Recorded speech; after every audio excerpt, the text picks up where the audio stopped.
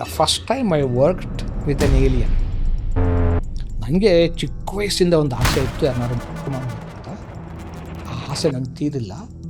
ಇವತ್ತು ನೀನು ಸಾಯಬೇಕು ಅಂತ ನಿನಗೆ ಆಸೆ, ಮಾಡಬೇಕು ಅಂತ ನನಗೆ ಆಸೆ.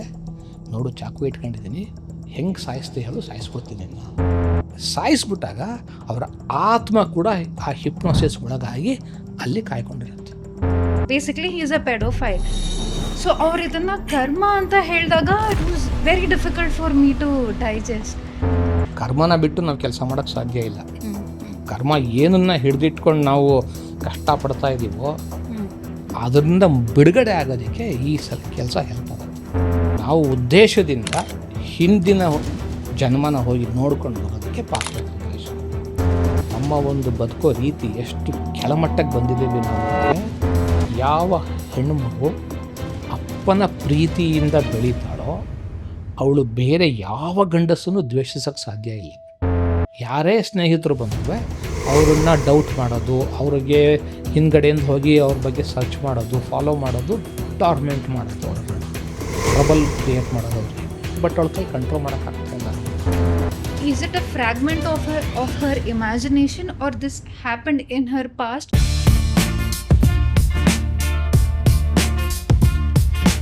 ಹಾಯ್ ಎಲ್ರಿಗೂ, ವೆಲ್ಕಮ್ ಬ್ಯಾಕ್ ಟು ಡಿಟಾಕ್ಸ್. ನಾನು ನಿಮ್ಮ ಪಾಡ್ಕಾಸ್ಟ್ ಹೋಸ್ಟ್ ದಿಶಾ ಉಮೇಶ್. ಇವತ್ತಿನ guest he's a very special person. ಅವರು ತುಂಬ ವರ್ಷಗಳಿಂದ past life regression, emotional healing, self awareness practices ಮಾಡ್ತಿದ್ದಾರೆ. ಹಾಗೆ ತುಂಬ ಜನಕ್ಕೆ ಅವ್ರ ಎಮೋಷ್ನಲ್ ಟ್ರಾಮಾನ ಅರ್ಥ ಮಾಡ್ಕೊಳ್ಳೋದಕ್ಕೆ, ಅವರ ಭಯನ ಅರ್ಥ ಮಾಡ್ಕೊಳ್ಳೋದಕ್ಕೆ ತುಂಬ ಹೆಲ್ಪ್ ಮಾಡಿದ್ದಾರೆ. So today with us we have here the founder of Mumuksha, B Nagakumar. Hi sir. Thank you. ಹೇಗಿದ್ದೀರಾ ಸರ್? ಫಸ್ಟ್ ಕ್ಲಾಸ್ ಆಗಿದ್ದೀನಿ. As always wonderful. I am so glad that you come here today because ನಾನು ಇದು past life ಬಗ್ಗೆ ತುಂಬ videos ನೋಡಿದ್ದೀನಿ. ನನ್ನ source of information ಇರೋದು ಯೂಟ್ಯೂಬಿಂದ ಮಾತ್ರ. ಓಕೆ. ಸೊ ನಂತರ ತುಂಬ ಜನಕ್ಕೆ ತುಂಬ ಪ್ರಶ್ನೆಗಳಿರುತ್ತೆ ಇದ್ರ ಬಗ್ಗೆ. What is past life regression basically? Simple ವರ್ಡ್ಸಲ್ಲಿ ಅರ್ಥ ಮಾಡ್ಕೋಬೇಕಂದ್ರೆ. ಪಾಸ್ಟ್ ಅಂದರೆ ನಮ್ಗೆ ಗೊತ್ತಿರೋ ಹಾಗೆ ಹಿಂದಿಂದು ಲೈಫ್, ಜೀವನ. ಸೊ ನಮ್ಮ ಹಿಂದಿನ ಜೀವನ ರಿಗ್ರೆಷನ್ ಅಂದರೆ ಬಲವಂತವಾಗಿ ಹೋಗೋದು. ಯಾರು ಬಲವಂತವಾಗಿ ಫೋರ್ಸ್ಫುಲ್ಲಾಗಿ ಹಿಂದಕ್ಕೆ ಹೋಗೋದಕ್ಕೆ ರಿಗ್ರೆಷನ್. ಸೊ ನಾವು ಉದ್ದೇಶದಿಂದ ಹಿಂದಿನ ಜನ್ಮನ ಹೋಗಿ ನೋಡ್ಕೊಂಡು ಬರೋದಕ್ಕೆ ಪಾಸ್ಟ್ ಲೈಫ್ ರಿಗ್ರೆಷನ್. ನೆನ್ನೆ ಇವತ್ತು ಹೇಗಿರೋದು, ನೆನ್ನೆ ಹಿಂದಿಂದಾಗಿರುತ್ತೋ ಹಾಗೆ ಈ ಜನ್ಮಕ್ಕೆ ಹಿಂದಿನ ಜನ್ಮ ಇನ್ನೊಂದು ಜನ್ಮ ಅಂತಿರುತ್ತೆ, ಅದು ನಮ್ಮದು ಪಾಸ್ಟ್. ಈ ಥರದ್ದು ನಮಗೆ ಹಲವಾರು ಜನ್ಮಗಳಿದೆ, ಇನ್ ಮಿಲಿಯನ್ಸ್, ಕೋಟಿ ಕೋಟಿ ಲೆಕ್ಕದಲ್ಲಿ ಜನ್ಮ ಇದೆ. ಸೊ ಅಷ್ಟನ್ನು ನೋಡೋ ಸಾಧ್ಯ ಉಂಟು, ನೋಡೋ ಅವಶ್ಯಕತೆ ಇಲ್ಲ. ಬಟ್ ನೋಡ್ಕೋಬೇಕು ಅಂದರೆ ಹಿಂದಕ್ಕೆ ಹೋಗಿ ನೋಡ್ಕೊಂಬರೋದೇ past life regression therapy. Is it important or required that we have to go see our past life? ಅದು ಹೆಂಗೆ ಹೆಲ್ಪ್ ಮಾಡುತ್ತೆ ನಮಗೆ? Important, yes it is, but not absolute necessity. ಎಲ್ಲರೂ ಹೋಗಲೇಬೇಕು ಅಂತೇನಿಲ್ಲ. ಯಾಕೆಂದರೆ ಎಷ್ಟೋ ಜನಗಳಿಗೆ ಇದೆ ಅಂತಲೂ ಗೊತ್ತಿರಲ್ಲ. They only focus on the future and they keep going. But ಹೋಗೋದ್ರಿಂದ ಬೆನಿಫಿಟ್ಸ್ ಇದೆ. ಏನು ಬೆನಿಫಿಟ್ ಅಂದರೆ, ಇವತ್ತು ನಾನೇನಿದ್ದೀನೋ ಈಸ್ ಎ ರಿಸಲ್ಟ್ ಆಫ್ ನನ್ನ ಪಾಸ್ಟ್. ನಾನು ಏನೇನು ಆಗಿದ್ದೀನೋ ಅದೇ ಕಂಟಿನ್ಯೂ ಆಗ್ತದೆ. ಯಾಕೆಂದರೆ ನಾನು ಇವತ್ತು ಏನು ಕಲ್ತಿದ್ದೀನೋ ಅದನ್ನೇ ರಿಪೀಟ್ ಮಾಡ್ಕೊಂಡು ಮುಂದಕ್ಕೆ ಹೋಗ್ತೀನಿ. ಸೊ ಹಾಗಾಗಿ ರಿಪೀಟ್ ಮಾಡ್ತಾ ಮಾಡ್ತಾ ಪ್ಯಾಟ್ರನ್ ಕ್ರಿಯೇಟ್ ಮಾಡ್ಕೊಂಡು ಮುಂದಕ್ಕೆ ಹೋಗೋದ್ರಿಂದ, ಸೊ ಒಂದು ಲೈನಲ್ಲೇ ಹೋಗ್ತೀವಿ ನಾವು, ಒಂದು ಇದರಲ್ಲಿ ಲಾಜಿಕಲ್ ಆಗಿ. ನಮಗೆ ಈ ಒಂದು ಜೀವನದಲ್ಲಿ, ಈ ಒಂದು ಕ್ಷಣದಲ್ಲಿ ಅಥವಾ ಮುಂದಕ್ಕೆ ಹೋಗೋ ಒಂದು ಪ್ರೋಸೆಸ್ಸಲ್ಲಿ ಕೆಲವು ಡಿಸ್ಟರ್ಬೆನ್ಸ್ ಬರುತ್ತೆ, ಕೆಲವು ಬ್ಲಾಕ್ಸ್ ಬರುತ್ತೆ, ಕೆಲವು ತೊಂದರೆಗಳು ಬರುತ್ತೆ. ಮಾನಸಿಕವಾಗಿರ್ಬೋದು, ದೈಹಿಕವಾಗಿರ್ಬೋದು, ಅಥವಾ ಎಲ್ಲ ಏರಿಯಾದಲ್ಲೂ ತೊಂದರೆಗಳು ಬರುತ್ತೆ ನಮ್ಮ ಮನುಷ್ಯ ಅಂದಮೇಲೆ. ನಾವು ನಮ್ಮ ಪ್ರಯತ್ನದಿಂದ ಅದನ್ನು ಪರಿಹರಿಸ್ಕೊಂಡು ಮುಂದಕ್ಕೆ ಹೋಗೋ ಟ್ರೈ ಮಾಡ್ತೀವಿ, ಪ್ರಯತ್ನ ಮಾಡ್ತೀವಿ. ಕೆಲವು ಸಲ ಆಗಲ್ಲ. ಅವಾಗೇನಪ್ಪ ಅಂದರೆ ಹಿಂದಕ್ಕೆ ಹೋಗಿ ಏನಾಗಿತ್ತು ಅಂತ ನೋಡಿ, ಅಲ್ಲಿ ಏನಾದ್ರು ಹೆಚ್ಚು ಕಮ್ಮಿ ಮಿಸ್ಟೇಕ್ ಆಗಿದ್ದರೆ ಅದನ್ನು ಕ್ಲಿಯರ್ ಮಾಡಿಕೊಂಡಾಗ ನಮಗೆ ಮುಂದಕ್ಕೆ ಹೋಗೋದಕ್ಕೆ ಸುಲಭ ಆಗುತ್ತೆ. ಸೊ ಈ ಒಂದು ಉದ್ದೇಶಕ್ಕೆ ಇದು ತುಂಬ ಹೆಲ್ಪ್ ಆಗುತ್ತೆ ನಮಗೆ. ಸೊ ಇದು ಎಲ್ಲೋ ಒಂದು ಕಡೆ ಕರ್ಮಗೂ ರಿಲೇಟ್ ಆಗುತ್ತಿಲ್ಲ. ಬಿಕಾಸ್ ಎವ್ರಿಬಡಿ ಸೇಸ್ ದಟ್ ನಮ್ಮ ಹಿಂದಿನ ಜನ್ಮ ಕರ್ಮನ ನಾವು ಈ ಜನ್ಮದಲ್ಲಿ ಕ್ಯಾರಿ ಮಾಡ್ತಾ ಇದ್ದೀವಿ. ಆ್ಯಂಡ್ ಅದು ಒಂದು ಶೀಟ್ ಥರ ಬೇಸಿಕಲಿ ಅದು ಬ್ಯಾಲೆನ್ಸ್ ಆಗೋದಕ್ಕೆ ಈ ಜನ್ಮದಲ್ಲಿ ಎಲ್ಲ ನಡೆಯುತ್ತೆ ಅಂತ. ಸೊ ಇದು ಕೋರಿಲೇಟ್ ಆಗುತ್ತಾ ಅದ್ರ ಜೊತೆ? ಪೂರ್ತಿ ಕರ್ಮದ್ರ ಮೇಲೆ ಆಧಾರದ ಮೇಲೆ ಇರೋದು ಈ ಪಾಸ್ಟ್ ಲೈಫ್. ಹಾ.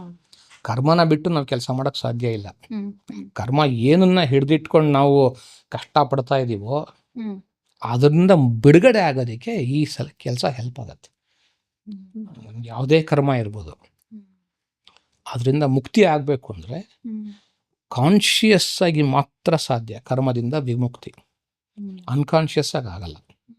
ಸೊ ಕಾನ್ಷಿಯಸ್ ಆಗಿ ಮುಕ್ತಿ ಆಗಬೇಕು ಅಂದರೆ ಇಲ್ಲ ನಾನು ಅದನ್ನು ಅರ್ಥ ಮಾಡಿಕೊಂಡು ನಾನು ಇದನ್ನು ಮಾಡಲೇಬೇಕು ಅಂತ ಹೇಳಿ ಮಾಡ್ಕೊಂಡು ಹೋಗೋದು, ಇಲ್ಲ ಸ್ವಲ್ಪ ಫಾಸ್ಟಾಗೇ ಮಾಡಬೇಕು ಅಂದರೆ ಹಿಂದಕ್ಕೆ ಹೋಗಿ ಯಾಕೆ ಮಾಡಿಕೊಂಡೆ, ಹೇಗೆ ಮಾಡಿಕೊಂಡೆ, ಎಲ್ಲಿ ಮಾಡಿಕೊಂಡೆ, ಯಾತಕ್ಕೋಸ್ಕರ ಯಾರ್ಯಾರು ಇದ್ದರು ನನ್ನ ಜೊತೆಗೆ ಆವಾಗ ಅಂತೆಲ್ಲ ನೋಡಿ ಅಲ್ಲಿಂದ ಬಿಡುಗಡೆ ಆಗಿ ಮುಂದಕ್ಕೆ ಬರ್ಬೋದು.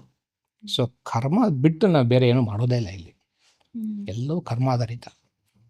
ಸರ್ ನಾನು ಒಂದು ಬಿ ಕೆ ಶಿವಾನಿ ಅವ್ರದ್ದು ಯೂಟ್ಯೂಬ್ ವಿಡಿಯೋ ಅಲ್ಲಿ ನೋಡಿದ್ದೆ. ಹ್ಮ್ ಅವರು ಅದ್ರಲ್ಲಿ ಕರ್ಮ ಬಗ್ಗೆ ತುಂಬಾ ಮಾತಾಡ್ತಾರೆ. So in one of the videos ಅವ್ರು ಏನ್ ಹೇಳಿದ್ರು ಅಂದ್ರೆ there was this one 13-year-old girl who was sexually abused. ಅವ್ರು ಇದನ್ನು ಕರ್ಮಾಗ್ ರಿಲೇಟ್ ಮಾಡಿದ್ರು. ನನ್ಗಿವಾಗ ಅಲ್ಲಿ ಲಾಜಿಕ್ ಮೈಂಡ್ ಅಂತ ನಾವು ಏನ್ ನೋಡಕ್ ಹೋದ್ರೆ ಅಥವಾ ಸೈನ್ಸ್ ಅಂತ ಏನ್ ನೋಡಕ್ ಹೋದ್ರೆ I was not able to accept that because I am like somebody an adult who is Sen.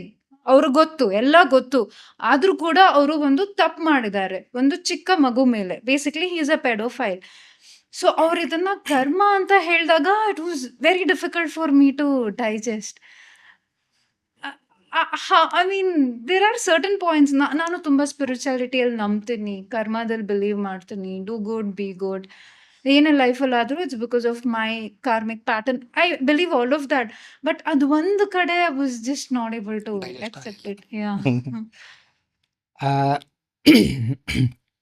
Tricky part ಇದೆ ಇಲ್ಲಿ, ಭಾಳ ಟ್ರಿಕ್ಕಿ. ಯಾಕೆಂದರೆ ಈ ಒಂದು ಎಕ್ಸ್ಪ್ಲನೇಷನ್ ಕೊಡೋ ಟೈಮ್ನಲ್ಲಿ ನಾನು ಬಹಳಷ್ಟು ಕಡೆ ಸಿಕ್ಕಾಕೊಂಡಿದ್ದೀನಿ.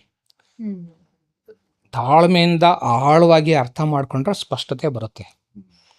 ದುಡುಕ್ಬಿಟ್ಟು ನಾವು ಎಲ್ಲರೂ ಸಮಾಜದಲ್ಲಿ ಎಲ್ಲರೂ ಒಂದು ದಾರಿಲಿ ಹೋಗ್ತಾ ಇದ್ದಾರೆ, ನಾನು ಹಾಗೆ ಹೋಗಬೇಕು ಅಂತ ಹೇಳಿ ದುಡುಕ್ತೀನಿ ಅಂದರೆ ಅದು ಉಲ್ಟಾ ಆಗತ್ತೆ.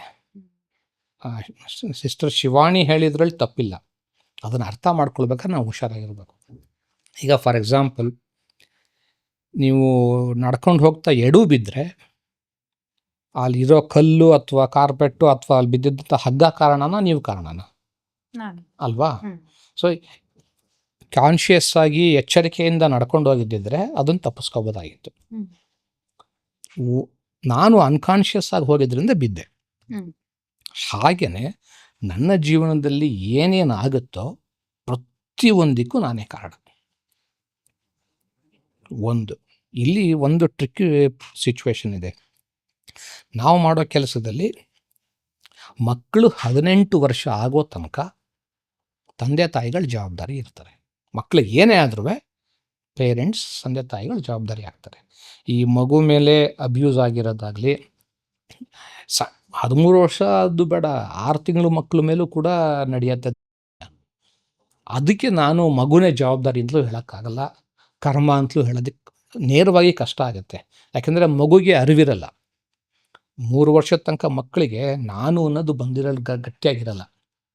ನಾನು ಅಂತ ಶುರುವಾಗೋದೇ ಮಗುಗೆ 3 ವರ್ಷದ ನಂತರ, 2.5-3ರಿಂದ ಶುರು ಆಗುತ್ತೆ. ಯಾಕೆಂದರೆ ಅಲ್ಲಿ ತನಕ ಇದು ಯಾವ ಅರ್ಥ ಮಾಡ್ಕೋತಾ ಇರುತ್ತೆ ಮಕ್ಕಳು. ಇನ್ನೂ 2.5-3ರಿಂದ ನನ್ನ ಮನೆ, ನನ್ನ ಅಪ್ಪ ಅಮ್ಮ, ನನ್ನ ಆಟ ಸಾಮಾನು, ನನಗೆ ಸೇರಿದವರು, ನನ್ನ ಒಡ ಹುಟ್ಟಿದವರು, ಇವೆಲ್ಲ ಶುರು ಆಗುತ್ತೆ.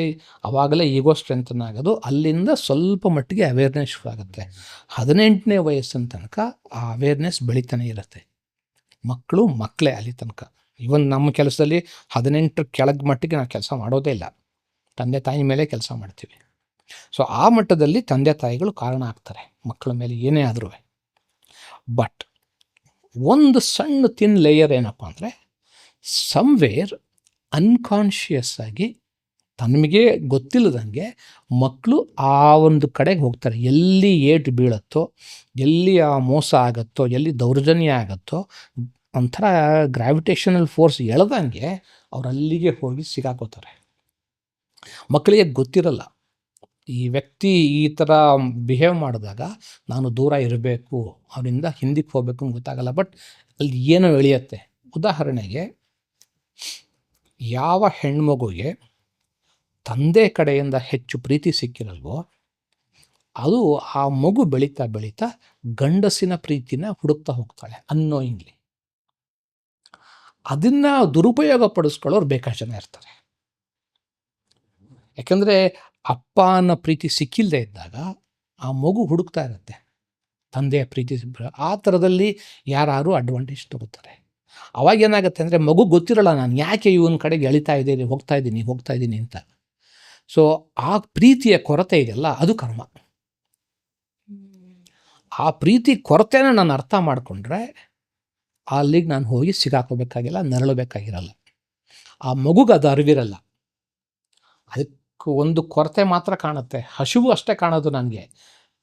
ಹಸಿವಿಗೋಸ್ಕರ ನಾನು ಊಟ ಹುಡ್ಕೊಂಡು ಹೋಗ್ತೀನಿ. ಇದು ಆ ಎಮೋಷನಲ್ ಹಂಗರ್. ಸೊ ಆ ರೀತಿ ಹೋಗಿ ಆ ಮಗು ಸಿಗಾಕೊಳ್ಳುತ್ತೆ. ಆ ಅಬ್ಯೂಸ್ ಆದಾಗ ಮಗುವಿಗೆ ಗಾಬರಿ ಆಗುತ್ತೆ, ನೋವಾಗತ್ತೆ, ದುಃಖ ಆಗುತ್ತೆ, ಕನ್ಫ್ಯೂಷನ್ ಆಗುತ್ತೆ. ಯಾಕೆ ಹಿಂಗೆ ಆಗೋಯ್ತು ಅಂತ ಗೊತ್ತಿಲ್ಲ, ಇನ್ನೋಸೆಂಟಾಗಿ ನಾನು ಇಲ್ಲಿ ಹೋದೆ, ನಾನು ತಪ್ಪು ಮಾಡಿಬಿಟ್ಟೆ ಅಂತ ಆಗುತ್ತೆ. ಅವಾಗ ಏನಾಗ್ಬಿಡುತ್ತೆ ಅಂದರೆ ಅಲ್ಲಿ ತನಕ ಹೆಚ್ಚು ಡ್ಯಾಮೇಜ್ ಆಗಿರಲ್ಲ ಮಗುಗೆ. ಘಟನೆ ನಡೀತು, ಮುಗೀತು, ವಾಪಸ್ ಬಂತು. ಆ ಮಗು ಬಂದು ಬಾಕಿಯವ್ರಿಗೆ ಗೊತ್ತಾಗತ್ತಲ್ಲ, ಅವರು ಅದನ್ನು ದೊಡ್ಡದು ಮಾಡ್ತಾರೆ. ಅವ್ನಿಗೆ ಹಿಂಗೆ ಆಗೋಯ್ತು, ಇದು ಆಗಬಾರ್ದಾಗಿತ್ತು, ಅಬ್ಯೂಸ್ ಆಯಿತು. ಮಗುಗೆ ಅಬ್ಯೂಸ್ ಅನ್ನೋ ವರ್ಡೇ ಗೊತ್ತಿರಲ್ಲ, ವಯಲೇಷನ್ ಅಂತ ಗೊತ್ತಿರಲ್ಲ, ಇದು ಫೆಡೋಫಿಲ್ ಕೆಲಸ ಅಂತ ಗೊತ್ತಿರಲ್ಲ. ಯಾವುದು ಮಗುಗೆ ಅರಿವಿರಲ್ಲ, ಇನ್ನೋಸೆಂಟಾಗಿ ಹೊರಟಾಗಿರುತ್ತೆ. 2 ವರ್ಷ 3 ವರ್ಷದ ಮಕ್ಕಳು. ನಾವು ಮಕ್ಕಳಿಗೆ ನಮ್ಮ ಒಂದು ಏನು ಪ್ರೋಗ್ರಾಮ್ ಇದೆಯೋ ಅದನ್ನು ಅದ್ರ ತಲೆ ಮೇಲೆ ಹಾಕ್ತೀವಿ. ನಿನಗೆ ಅಬ್ಯೂಸ್ ಆಯಿತು, ನಿನಗೆ ಕೆಟ್ಟದಾಗೋಯ್ತು, ನೀನು ಯಾರೂ ಮುಟ್ಟೋದಿಲ್ಲ, ನಿನಗೆ ಕೆಟ್ಟದು ಅಂತ. ಇದೆಲ್ಲ ಬಂದಾಗ ಮಗುಗೆ ಇನ್ನೂ ಕನ್ಫ್ಯೂಷನ್ ಜಾಸ್ತಿಯಾಗಿ ಅದು ದೊಡ್ಡದಾಗತ್ತೆ ಗಾಯ. ಅಷ್ಟೇ ಆಗಿ ಬಿಟ್ಬಿಟ್ರೆ ಅದನ್ನು ತಂದೆ ತಾಯಿಗಳು ಸಮಾಧಾನವಾಗಿ ಓಕೆ ನಡೆದಾಯಿತು, ಇನ್ಮೇಲಿಂದ ಆ ಕಡೆ ಹೋಗಬೇಡ ಅಂತ ಹೇಳಿ ಬಿಟ್ಬಿಟ್ಟು ಬ್ಯಾಕ್ಗ್ರೌಂಡಲ್ಲಿ ಏನು ಕೆಲಸ ಬೇಕೋ ಮಾಡಿದ್ರೆ ಮಗು ಬೇಗ ಆಚೆಗೆ ಬರೋಕ್ಕೆ ಸಾಧ್ಯ ಆಗುತ್ತೆ. ಅದನ್ನು ದೊಡ್ಡದು ಮಾಡೋಕ್ಕೆ ಹೋಗಬಾರ್ದು. ಬಟ್ ಈ ಒಂದು ವಿಷಯದಲ್ಲಿ ತಂದೆ ತಾಯಿಗಳು ವಾಚ್ ಮಾಡಬೇಕು. ನನ್ನ ಮಗನಿಗೆ ಅಥವಾ ಮಗಳಿಗೆ ಎಲ್ಲಿ ಇನ್ಕ್ಲಿನೇಷನ್ ಇದೆ, ಯಾವ ಕಡೆಗೆ ಹೋಗ್ತಾರೆ ಅವರು ಏನನ್ನು ಹೆಚ್ಚು ನೋಡ್ತಾರೆ, ಏನನ್ನು ಹೆಚ್ಚು ಇಷ್ಟಪಡ್ತಾರೆ. ಸೊ ಈ ಥರ ಎಲ್ಲ ಗಮನಿಸ್ತಾ ಹೋದಾಗ ನಮಗದು ಸ್ಪಷ್ಟವಾಗ್ತಾ ಹೋಗುತ್ತೆ, ಗೊತ್ತಾಗುತ್ತೆ. ಶುರುವಿನಲ್ಲೇ ಮಕ್ಕಳಲ್ಲೇ ಗೊತ್ತಾಗ್ಬಿಡುತ್ತೆ. ಯಾಕಂದರೆ ಮಕ್ಕಳಿಗೆ ಫಿಲ್ಟರ್ ಇರಲ್ಲ. ಈ ಒಬ್ಬ ಅಬ್ಯೂಸರ್ಗೆ ಅದಿರುತ್ತೆ, ಚಾಕ್ಲೇಟ್ ಕೊಟ್ಟು ತೋರಿಸಿ ಮಾಡಿ ಆಮೇಲೆ ಅವನು ಇದು ಮಾಡ್ತಾನೆ. ಬಟ್ ಇವಕ್ಕೆ ಅದಿರಲ್ಲ, ಆ ಫಿಲ್ಟರ್ ಇರಲ್ಲ, ನೇರವಾಗಿ ಇದ್ಬಿಡ್ತಾರೆ.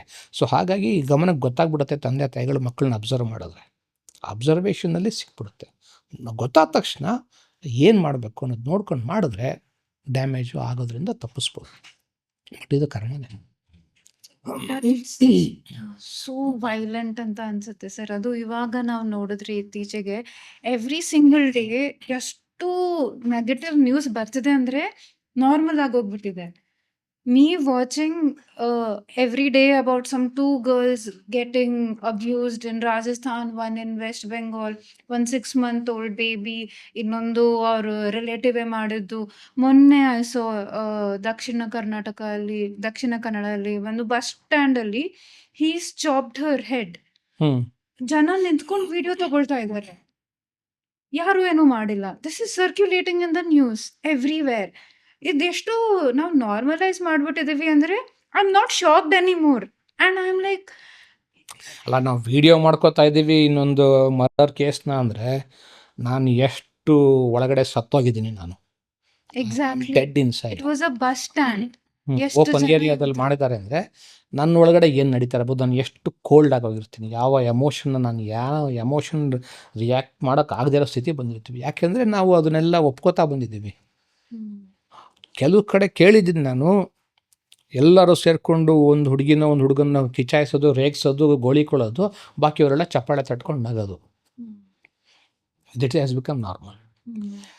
ನಮ್ಮ ಒಂದು ಮೆಚ್ಯೂರಿಟಿ ಲೆವೆಲ್ಲು, ನಮ್ಮ ಒಂದು ಬದುಕೋ ರೀತಿ ಎಷ್ಟು ಕೆಳಮಟ್ಟಕ್ಕೆ ಬಂದಿದ್ದೀವಿ ನಾವು ಅಂದರೆ ಇದೆಲ್ಲ ಸಹಜ ಆಗಲೇಬೇಕು. ಹಾಗಾದರೆ ಅದನ್ನು ತಪ್ಸೋಕ್ಕೆ ಸಾಧ್ಯ ಇಲ್ಲ.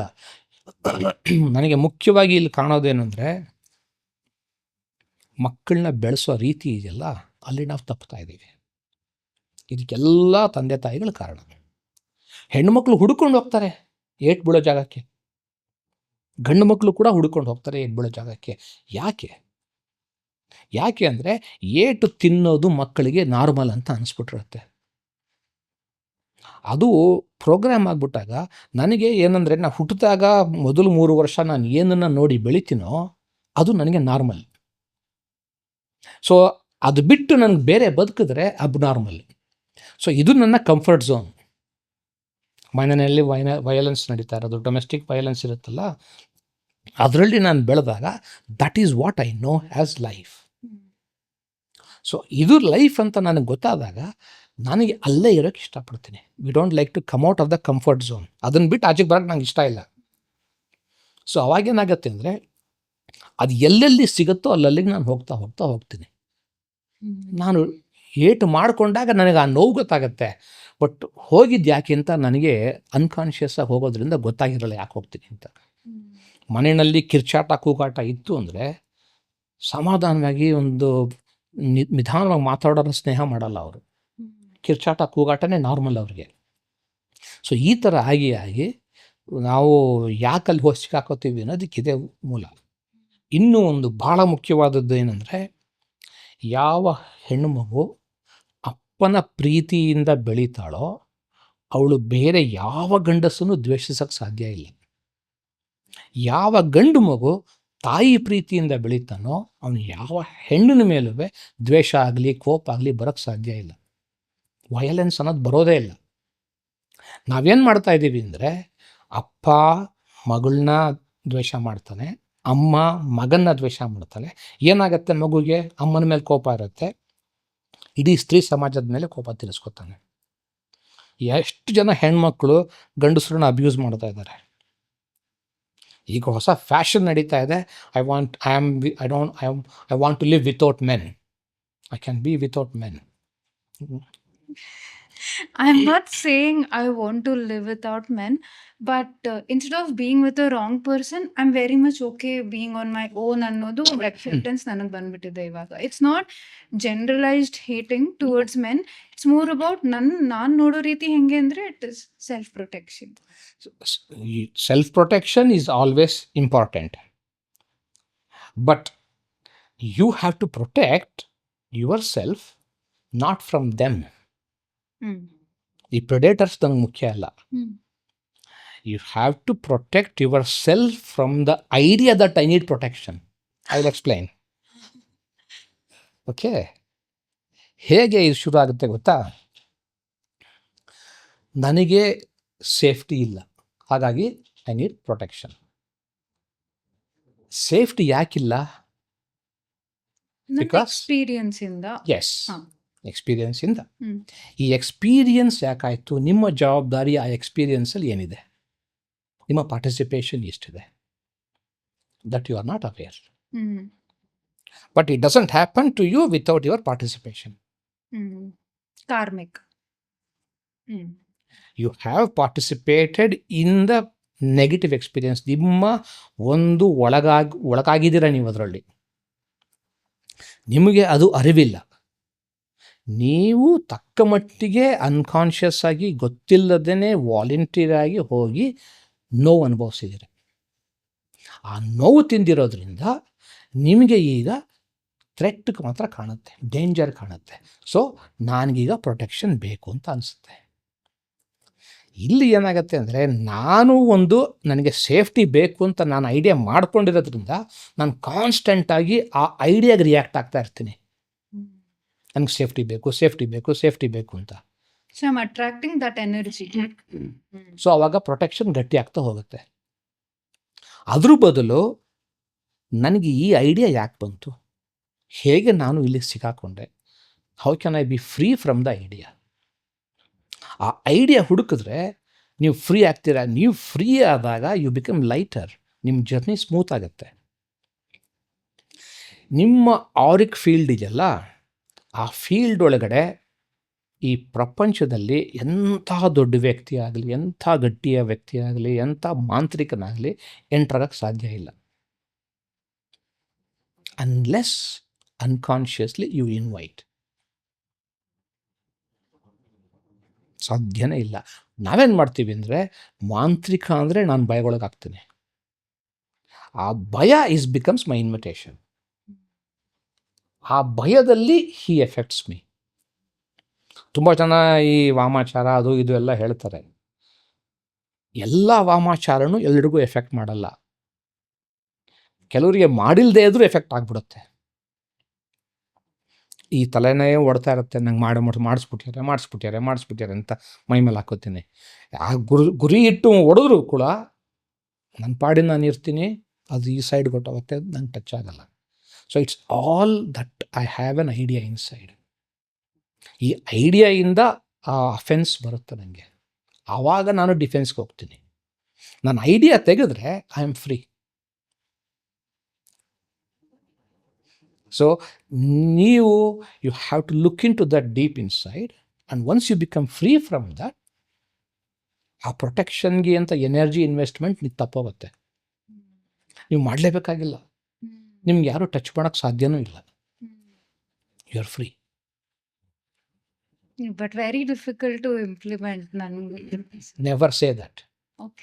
ಯಾವಾಗ ನೀವು ಡಿಫಿಕಲ್ಟ್ ಅಂತ ಹೇಳ್ಬಿಡ್ತೀರೋ ಅವಾಗ ಅಟೆಂಪ್ಟ್ ಮಾಡಲ್ಲ. ಕಷ್ಟದ ಕೆಲಸಪ್ಪ, ಬೆಟ್ಟ ಹತ್ತೋದು ಭಾಳ ಕಷ್ಟ ಅಂದ್ಬಿಟ್ರೆ ನಾನು ಹತ್ತಕ್ಕೆ ಹೋಗಲ್ಲ. ಎಷ್ಟು ಸಾಧ್ಯ ಆಗುತ್ತೋ ನೋಡೋಣ ಅಂತ ಹೋದರೆ ಮೇಲೆ ಎದ್ಬಿಡ್ತೀವಿ. Make an attempt, don't hesitate. ಅದಕ್ಕೊಂದು ಐಡಿಯಾ ನೇಮ್ ಕೊಡಬೇಡಿ, ತುಂಬ ಕಷ್ಟ ಇದು ಅಂತ. ಆ ಲೇಬಲ್ ಹಾಕ್ಬಿಟ್ಟೆಟ್ಗೆ ನಾವು ಹೋಗಲ್ಲ ದಾರಿಗೆ. ಸುಖದ ದಾರಿ ಹುಡುಕ್ತೀವಿ ನಾವು ಯಾವಲ್ಲೂ ಅಲ್ವಾ? ಹೌದು. ಸುಖದ ದಾರಿ ನಾವು ಹುಡುಕೋದು ನಮಗೊಂದು ಅಭ್ಯಾಸ ಆಗಿರೋದ್ರಿಂದ, ಕಷ್ಟದ ದಾರಿಲಿ ಹೋಗೋದಕ್ಕೆ ನಾವು ಇಷ್ಟಪಡದೇ ಇರೋದ್ರಿಂದ, ಕಷ್ಟ ಅಂತ ಹೇಳಿದ ತಕ್ಷಣ ನಾವು ಆ ಕಡೆ ಹೋಗಲ್ಲ. ಹೌದು. ಕಷ್ಟ ಅನ್ನೋದು ಯಾವುದೂ ಇಲ್ಲ, ಸಾಧ್ಯನೇ ಇಲ್ಲ ಕಷ್ಟ ಅನ್ನೋದು. ಅದು ಪ್ರಪಂಚದಲ್ಲಿ ಕಷ್ಟ ಅನ್ನೋದು ಇಲ್ವೇ ಇಲ್ಲ, ನಾವು ಮಾಡ್ಕೋತೀವಿ. ಫಸ್ಟು ನಾನು ಐಡಿಯಾ ಕ್ರಿಯೇಟ್ ಮಾಡ್ಕೋತೀನಿ ಕಷ್ಟ ಅಂತ, ಆಮೇಲೆ ಕಷ್ಟಪಡ್ತೀನಿ ಕ್ರಿಯೇಟ್ ಮಾಡ್ಕೊಂಡಿರೋ ಐಡಿಯಾಕ್ಕೆ ತಕ್ಕಂಗೆ. ಮಾಡೋಕ್ಕೆ ಸಹಜ, ಏನು ನೋಡೋಣ ಎಲ್ಲಿ ತನಕ ಆಗತ್ತೋ ಆಗಲಿ. ಯಾಕಂದರೆ then you enjoy every moment of the process. ನಡ್ಕೊಂಡು ಹೊರಟೋಗ್ತೀರ, ಆಮೇಲೆ ಹಾಫ್ ಆನ್ ಅವರ್ ಬಿಟ್ಟು ನೋಡಿದ ತಕ್ಷಣ ನಾನು ಬೆಟ್ಟದ ಮೇಲೆ ಬಂದ್ಬಿಟ್ಟಿದ್ದೀನಿ ಅಂತ ನಿಮಗೆ ಆಶ್ಚರ್ಯ ಆಗುತ್ತೆ. ಸೊ ಯಾವತ್ತೂ ಕೂಡ ನಾವು ಒಂದು ಕೆಲಸ ಮಾಡಬೇಕು ಅಂದಾಗ ಅದ್ರ ಬಗ್ಗೆ ಒಪಿನಿಯನ್ ಬಿಲ್ಡ್ ಮಾಡ್ಕೋಬೇಡಿ. ಓಕೆ. ನಮ್ಮ ಕೈಲಿ ಆಗಲ್ಲ ಅಂತ ಅಂದ್ಕೊಂಡೇಟ್ಗೆ ನಾವು ಸೋತೋಗ್ಬಿಡ್ತೀವಿ.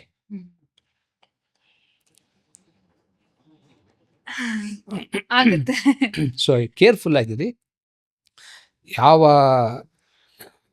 ಹಿಂದಿನ ನಿಮ್ಮ ಚೈಲ್ಡ್ಹುಡ್ಗೆ ಹೋಗಿ ನಿಮ್ಮ ಚೈಲ್ಡ್ಹುಡ್ ಹೇಗಿತ್ತು ಗಮನಿಸಿ ನೋಡಿ, ಅಲ್ಲಿ ಏನಾಗಿದೆ ನೋಡಿ. You will find the answers and then you can come out. Always you can come out. Every problem has a solution. ಪ್ರತಿಯೊಂದು ಸಮಸ್ಯೆಗೂ ಪರಿಹಾರ ಇದೆ, ಕರೆಕ್ಟಾಗಿ ಮಾಡ್ಕೋಬೇಕಷ್ಟೆ. ಇಲ್ಲದೇ ಇರೋ ಪರಿಹಾರ, ಇಲ್ಲದೇ ಇರೋ ಸಮಸ್ಯೆ ಇಲ್ಲವೇ ಇಲ್ಲ. It's ಇನ್ಹ್ಯೂಮನ್ಲಿ possible. ಸೊ ಖಂಡಿತವಾಗಿ ಆಗತ್ತೆ ಆಚೆ ಬರೋದಕ್ಕೆ. ಸರ್, ನಿಮ್ಮ ಲೈಫಲ್ಲಿ ಅದು ಯಾವುದು ಒಂದು ಎಕ್ಸ್ಪೀರಿಯನ್ಸ್ ಇತ್ತು which turned you towards spirituality? Series of experiences. It's not one experience. Most of my life, at least early childhood and my adolescence, early younger time, ಆ ಪೀರಿಯಡು ಒಂದು 22-23 ತನಕ ತುಂಬ ಹಿಂಸೆ, ಮಿಸರಿ, ಪರದಾಡ್ಕೊಂಡು ಜೀವನ ಮಾಡಿದೆ. 24 ತನಕ ಹೆಚ್ಚು ಕಮ್ಮಿ ತುಂಬ ಫಜೀತಿ ಪಟ್ಟೆ. ಯಾಕೆಂದರೆ ಹುಟ್ಟಿದಾಗಲಿಂದ ನನಗೆ ಪ್ರಾಬ್ಲಮ್ಸು. ಹುಟ್ಟಿದಾಗ ಸತ್ತು ಹುಟ್ಟುತ್ತಾರೆ ಅಂತಾರಲ್ಲ, ಆ ಥರ ಉಸಿರಾಡಿರಲಿಲ್ಲ. ಆಚೆಗೆ ಬಂದ ತಕ್ಷಣ ಹಂಗಾಗಿ ಒಂದು ಸ್ವಲ್ಪ ಹೊತ್ತು ಅದೊಂದು ಟ್ರಾಮಾ ಹುಟ್ಟಿದ್ದು. ಆಮೇಲೆ ಹುಟ್ಟಿದ ಮೇಲೆ ಸ್ವಲ್ಪ ದಿನ ಆದಮೇಲೆ ಈ ತಲೆ ನಿಲ್ತಾ ಇರಲಿಲ್ಲ, ತಲೆ ಎತ್ತಕ್ಕಾಗ್ತಿರ್ಲಿಲ್ಲ ಇಂಡಿಪೆಂಡೆಂಟಾಗಿ. ಯಾವಾಗಲೂ ನೇತಾಡ್ತಾ ಇರೋದು, ಆ ತಲೆಯಲ್ಲಿ ನಕ್ಕತ್ತಲ್ಲಿ ಶಕ್ತಿನೇ ಇರಲಿಲ್ಲ. 6 ವರ್ಷ ತನಕ ಆ ಪ್ರಾಬ್ಲಮಲ್ಲಿದ್ದೆ. 6ನೇ ವಯಸ್ಸಿಗೆ ಸ್ವಲ್ಪ ಆಯುರ್ವೇದಿಕ್ ನಮ್ಮ ತಾತ ಪಂಡಿತರು ಅವರು ಔಷಧಿ ಕೊಟ್ಟು ಏನೋ ಸರಿ ಮಾಡಿದ್ರು. ತಲೆ ನಿಂತ್ಕತ್ತು, ತೊದಲು ಶುರು ಆಯಿತು ಮಾತಾಡೋದಕ್ಕೆ. ಆಮೇಲೆ ಟಾನ್ಸಲ್ಸ್ ಆಪ್ರೇಷನ್ ಆಯಿತು. ಆಮೇಲೆ 14-15ನೇ ವಯಸ್ಸು ತನಕ ತೊದಲು ಗಂಟ್ಲು ಮಾತು ತುಂಬ ಕಷ್ಟ ಆಗೋದು. ಹೆಚ್ಚು ಕಮ್ಮಿ 21 ತನಕ ನಾನು ಯಾರ ಹತ್ರನೂ ಮಾತಾಡ್ತಾನೂ ಇರಲಿಲ್ಲ. ನನ್ನ ಸ್ವಂತ ಕಸಿನ್ಸ್ ಜೊತೆನೂ ನಾನು ಮಾತು ಜಾಸ್ತಿ ಆಡ್ತಿರ್ಲಿಲ್ಲ. ತುಂಬ ನಾಚಿಕೆ, ತುಂಬ ಭಯ, ತುಂಬ ಹಿಂಜರಿಕೆ. ಯಾವಾಗಲೂ ನಾನು ಔಸ್ಕೊಂಡೇ ಇರುವೆ, ಆಚೆಗೂ ಎಲ್ಲೂ ಇರ್ತಾ ಇರಲಿಲ್ಲ. ಒಂದಷ್ಟು ಸಣ್ಣ ಫ್ರೆಂಡ್ ಸರ್ಕಲ್ ಇತ್ತು ಮನೆ ಹತ್ರ. I use to play well. ಆಡೋಕ್ಕೆ ಮಾತ್ರ ತುಂಬ ಖುಷಿ ಆಗೋದು, ಹೋಗಿ ಆಟ ಆಡ್ಕೊಳ್ಳುವೆ. ಬಟ್ ಅದು ಬಿಟ್ಟರೆ ಸ್ಕೂಲು ತುಂಬ ಕಷ್ಟಪಡುವೆ. ಬಟ್ ಸ್ನೇಹಿತರು I just enjoyed their company.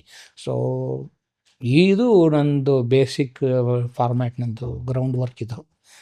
ಇದ್ರ ಮೇಲೆ ಬೆಳೆದವನು ನಾನು.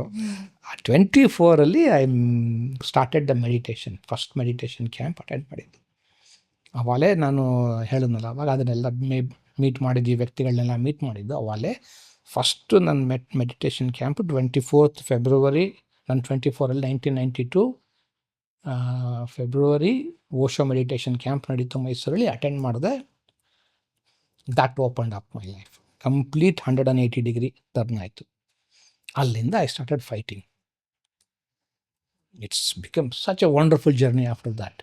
ಒಂದೊಂದೇ ಐ ನೋ ಮೈ ಪೇಯ್ನ್, ಹೆಂಗೆ ನೋವಿಂದ ತಿನ್ಕೊಂಬಂದಿದ್ದೀನಿ ಅಂತ. Then I started understanding, looking deeper and deeper, working on it relentlessly. I worked, gap ಇಲ್ದಂಗೆ ವರ್ಕ್ ಮಾಡಿ ಟುಡೇ ಐ ಆಮ್ ಟಾಕಿಂಗ್, ತೊದಲಿಲ್ಲದೆ ಮಾತಾಡ್ತಾ ಇದ್ದೀನಿ. So that's a big journey. ನನಗೆಲ್ಲ ರೇಗಿಸೋರು, ನಿನ್ನ ಮಖದಲ್ಲಿ ನನಗೆ ಮಡುವೆ ಇತ್ತು, ತುಂಬ ಮಡುವೆ ಇತ್ತು. ಮೂರೇ ಜಲ್ಲ ನಿಂಗೆ ಅನ್ನೋರು. ಎಲ್ಲೋ ಅಂದರೆ ಒಂದಿಲ್ಲಿ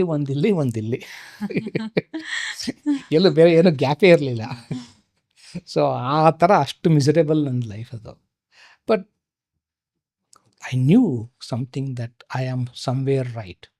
ನನಗೆ ಒಂದೇನಪ್ಪ, ಇಟ್ಸ್ ಕೈಂಡ್ ಆಫ್ ಒಂದು ವರ ಅದು ನನಗೆ, ಒಂದು ಗ್ರೇಸ್ ಅದು. ಎಷ್ಟೇ ಅದುಮಿಟ್ರೂ ಐ ಕಮ್ ಬ್ಯಾಕ್ ಅಪ್. ಪೂರ್ತಿಯಾಗಿ ನನ್ನನ್ನು ಅದು ಬದುಕೆ ಸಾಧ್ಯ ಆಗಿಲ್ಲ ಲೈಫ್ಗೆ. I always come back. So that's somehow ನನ್ನನ್ನು ಕಾಪಾಡ್ತಾ ಇದೆ. And that's I am grateful for that. That's very beautiful. So ಅದನ್ನ ಇವಾಗ ನಾವು current generation, we've termed it as comeback power. Basically, no matter what happens, if you look at a list of successful people, ಅಂದ್ರೆ ಅದು success is subjective, but ನಮ್ಮ ಪ್ರಕಾರ ನಾವು successful ಅಂತ ನೋಡಿದ್ರೆ, it's not like they haven't fallen down, it's that they've always come back up ಅಂತ ನಾವು ನೋಡ್ತೀವಿ. ಕೆಳಗೆ ಬೀಳೋದು ಅವಶ್ಯಕತೆ, ಮೇಲೆ ಕೇಳಬೇಕು ಅಂದರೆ. ಇಲ್ಲ ಅಂದರೆ ನಮಗೆ ಅದು ಅರ್ಥ ಆಗಲ್ಲ. ಇದ್ರ ಮೇಲ್ಗಡೆ ಕೂತಾಗ ನಮಗೆ ಆ ಒಂದು ರೆಸ್ಟು, ಆ ಒಂದು ಸಮಾಧಾನ ನಮ್ಗೆ ಬೆಲೆ ಸಿಗೋದು ಅಂದರೆ, ಆ ಲಾಂಗ್ ಜರ್ನಿ ನಡ್ಕೊಂಬಂದಿರ್ತೀವಲ್ಲ ಸುಸ್ತಾಗಿ ಒಣಗೋಗಿ, ಆವಾಗಲೇ ಒಂಚೂರು ನೀರು ಕುಡಿದು ಕೂತ್ಕೊಳ್ಳೋಕೆ ಅವಕಾಶ ಸಿಕ್ಕರೆ ಅದು ನಮಗೆ ಮುಖ್ಯ. ಫೀಲಿಂಗ್ ದಟ್ ಸ್ಯಾಟಿಸ್ಫ್ಯಾಕ್ಷನ್ ಆವಾಗ ಸಿಗುತ್ತೆ. ಐ ರೀಚ್ಡ್ ಹಿಯರ್ ಅನ್ನೋದು. ಸರ್, ಸೊ ಇವಾಗ ಪಾಸ್ಟ್ ಲೈಫ್ ರಿಗ್ರೆಷನ್ ಬಗ್ಗೆ ಮಾತಾಡಬೇಕಂದ್ರೆ, what are the methods that you use, if you're comfortable sharing? Yeah. Nothing to hide here. See, ನಾನು ಬೇಸಿಕಲಿ ಇದನ್ನು ಯೂಸ್ ಮಾಡೋದು ಥೆರಪಿಗೆ. ಯಾಕೆ ಥೆರಪಿ ನನಗೆ ಅಂದರೆ, ಇದು ಈ ಮೆಥಡ್, ನಾನು ಯೂಸ್ ಮಾಡೋ ಮೆಥಡ್ ಕ್ರಿಯೇಟ್ ಮಾಡಿದ್ದು ಓಶೋ. ನನ್ನ ಎಲ್ಲ ವರ್ಕ್ಗೂ ಬೇಸು ಓಶೋನೇ. ಓಶೋ ಬಿಟ್ಟು ನಾನೇನು ಮಾಡೋದಿಲ್ಲ. ಆಯುರ್ವೇದ ಪಾಠ ಮಾಡಿದ್ರು ಓಶೋ ಬ್ಯಾಕ್ಗ್ರೌಂಡಲ್ಲಿ ಮಾಡ್ತೀನಿ ನಾನು. So it has A different charm, different depth. ಆ ಪಾಸ್ಟ್ ಲೈಫ್ ಮಾಡಿದ್ರು ಓಶೋನೇ, ಯೋಗ ಮಾಡಿದ್ರು ಓಶೋನೇ, ಪ್ರತಿಯೊಂದಕ್ಕೂ ಓಶೋನೇ ಬೇಸು ನನಗೆ. ಯಾಕೆಂದರೆ what he has given to me is unbelievable. That's such a wonderful gift. So ಈ ಮೆಥಡು ಓಶೋದೇ ಕ್ರಿಯೇಷನ್. ಓಶೋ ಯಾವಾಗಲೂ ಹೇಳ್ತಿದ್ದೇನೆಂದರೆ, meditation is the only requirement. That's the only key, that's the master key which opens all the doors. ನೀವು ಏನನ್ನು ನೀವು achieve ಮಾಡಬೇಕು, ಏನನ್ನು ಪಡಿಬೇಕು, ಎಲ್ಲಿ ರೀಚ್ ಆಗಬೇಕು, ಧ್ಯಾನ ಒಂದೇ ಮಾರ್ಗ. ಧ್ಯಾನ ಮಾರ್ಗದಲ್ಲಿ ಅಡೆತಡೆಗಳು ಬರುತ್ತೆ. ಈ ಅಡೆತಡೆಗಳ ನಿವಾರಣೆ ಮಾಡಿಕೊಂಡು ನಾನು ಧ್ಯಾನ ಮಾಡ್ತೀನಿ ಅಂದರೆ ಟೈಮ್ ತಗೊಳುತ್ತೆ. ಅದು ಅರ್ಥ ಮಾಡ್ಕೋಬೇಕು, ಅದರದ ಮೀರಬೇಕು ಎಲ್ಲ ಮಾಡಿದಾಗ.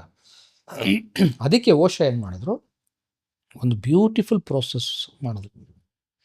ಆ ಪ್ರೋಸೆಸ್ಸು ಅವರ ಒಬ್ಬರು ಪಟ್ಟ ಶಿಷ್ಯ ಒಬ್ಬರಿದ್ರು, ಸ್ವಾಮಿ ದೇವಗೀತ್ ಅಂತ. ದೇವಗೀತ್ ಅಂತ. ಅವರು ಓಶೋಗೆ ಡೆಂಟಿಸ್ಟ್ ಆಗಿದ್ದರು. ಅವ್ರಿಗೆ ಅದನ್ನು ಟ್ರಾನ್ಸ್ಫರ್ ಮಾಡು, ಇದನ್ನು ನೀನು ಜನಗಳಿಗೆ ಹೇಳಿಕೊಡು, ಇದು ಅವ್ರಿಗೆ ಹೆಲ್ಪ್ ಆಗುತ್ತೆ ಅಂತ. ಈ ಮೆಡಿಟೇಷನ್, ಈ ಥೆರಪಿನಲ್ಲಿ ಏನಂದರೆ it clears the block create ಆದಾಗ ನೀವು ಧ್ಯಾನಕ್ಕೆ ಆರಾಮಾಗಿ ಒಳಗೋಗ್ಬೋದು. ಏನು ಬ್ಲಾಕ್ ಕ್ರಿಯೇಟ್ ಆಗುತ್ತೋ ಧ್ಯಾನಕ್ಕೆ, ನನಗೆ ಒಂದು ಕಡೆ ಬಂದು ಕೂತ್ಬಿಡ್ತೀವಿ, ಸಿಕ್ಕಾಕೋತೀವಿ, ಮುಂದಕ್ಕೆ ಹೋಗೋಕ್ಕಾಗಲ್ಲ, ಇಲ್ಲ ಕೆಲವರಿಗೆ ಕಣ್ಣು ಮುಚ್ಕೊಂಡು ಕೂತ್ಕೊಳ್ಳೋಕ್ಕಾಗಲ್ಲ, ಇಲ್ಲಿ ಕೆಲವರಿಗೆ ಏನೋ ಒಂದು ಕಾಯಿಲೆ ಇರುತ್ತೆ, ಏನೋ ಒಂದು ತೊಂದರೆ ಇರುತ್ತೆ. ಧ್ಯಾನ ಮಾಡಬೇಕು ಅಂದರೆ you need to be in a certain health. So ಆ ಹೆಲ್ತ್ ಕ್ರಿಯೇಟ್ ಮಾಡಿಕೊಂಡ್ರೆ ಧ್ಯಾನ ಸುಲಭ ಆಗುತ್ತೆ. ಸೊ ಆ ಒಂದು ಸಪೋರ್ಟಿವ್ ಆಗಿ ಈ ಥೆರಪಿ ಕ್ರಿಯೇಟ್ ಆಗಿದ್ದು. ಈ ಥೆರಪಿ ಏನು ಅಂದರೆ, ಒಂದು ಬ್ಲಾಕ್ನ ಕ್ರಿಯೇಟ್ ಮಾಡುತ್ತೆ, ಹೆಲ್ತ್ ಇಂಪ್ರೂವ್ ಆಗುತ್ತೆ, ಅವೇರ್ನೆಸ್ ಶಾರ್ಪ್ ಆಗುತ್ತೆ. ಸೊ ಹಾಗಾಗಿ ಈ ಮೆಥಡ್ ಕ್ರಿಯೇಟ್ ಆಯಿತು.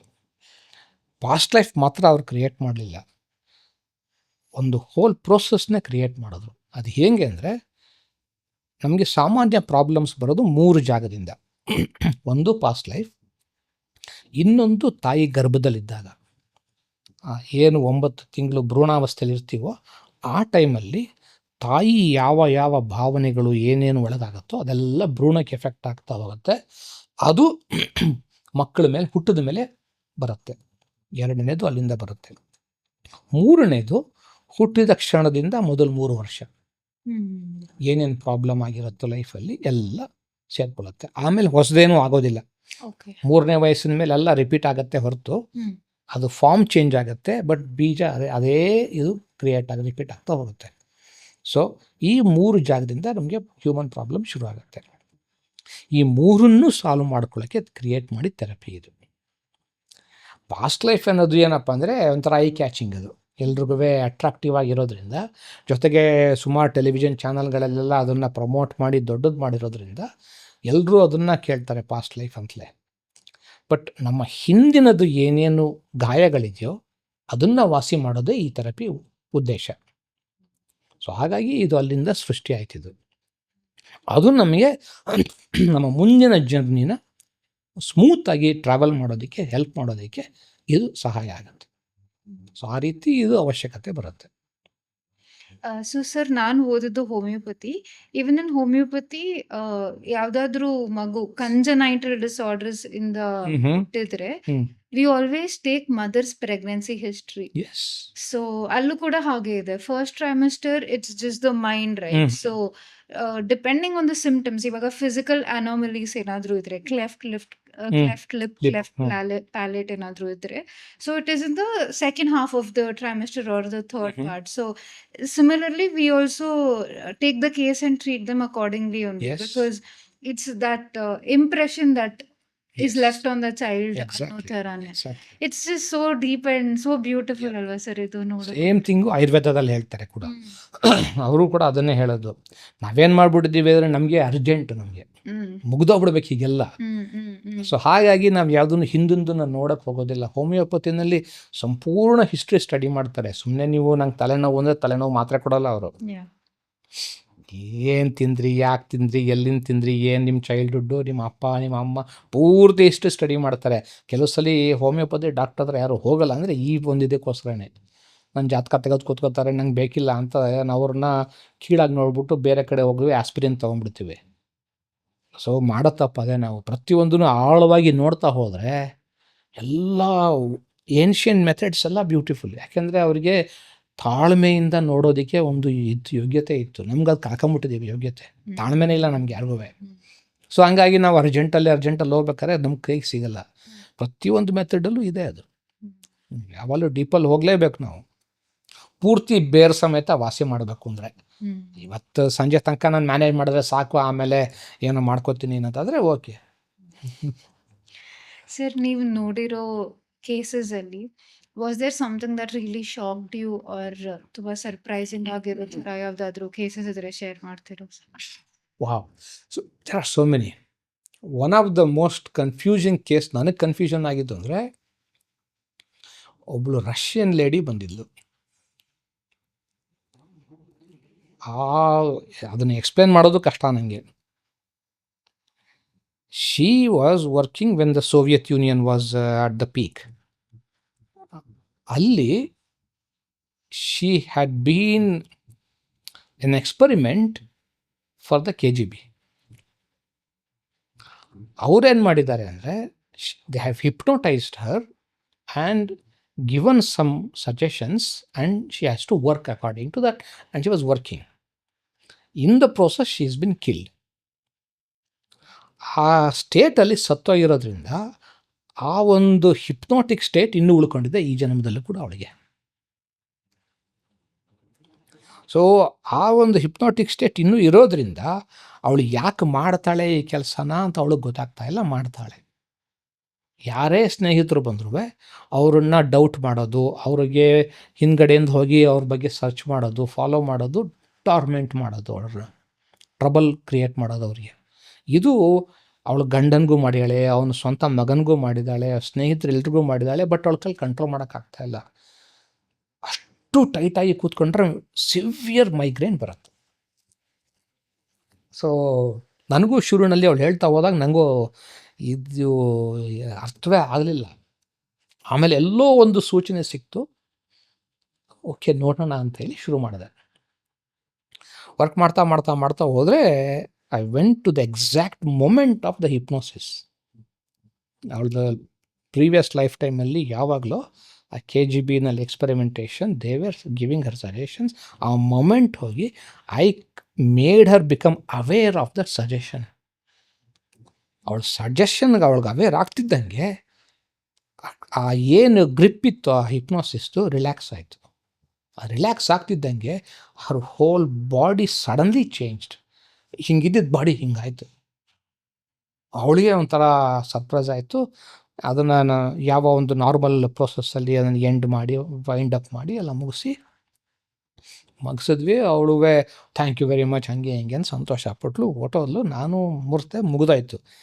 ನಾನು ಯೂಶ್ವಲಿ ಏನಾರಿದ್ದರೆ ಫೋನ್ ಮಾಡಿ, ಇಲ್ಲ ಅಂದರೆ ಇಮೇಲ್ ಮಾಡಿ ಅಂತ ಹೇಳ್ಬಿಟ್ಟು ನಾನು ಸುಮ್ಮನೆ ಆಗ್ಬಿಡ್ತೀನಿ. I don't go behind them.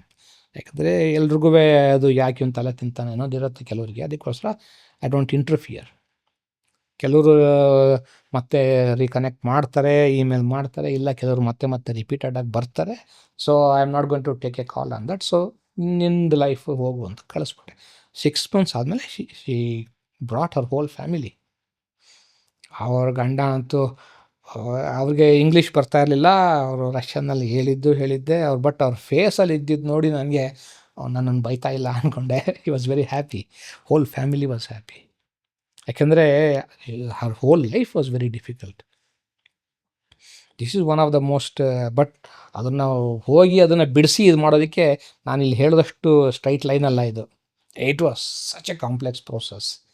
ಎಲ್ಲೆಲ್ಲೋ ಹೋಗೋದು, ಎಲ್ಲೆಲ್ಲೋ ಬರೋದು, ಹುಡುಕಿ ಕೂಡ ಹೆಚ್ಚು ಕಮ್ಮಿ ನಾರ್ಮಲ್ 2 hours ವರ್ಕ್ ನನಗೆ 3.5 hours ಆಯ್ತು ಅವತ್ತು.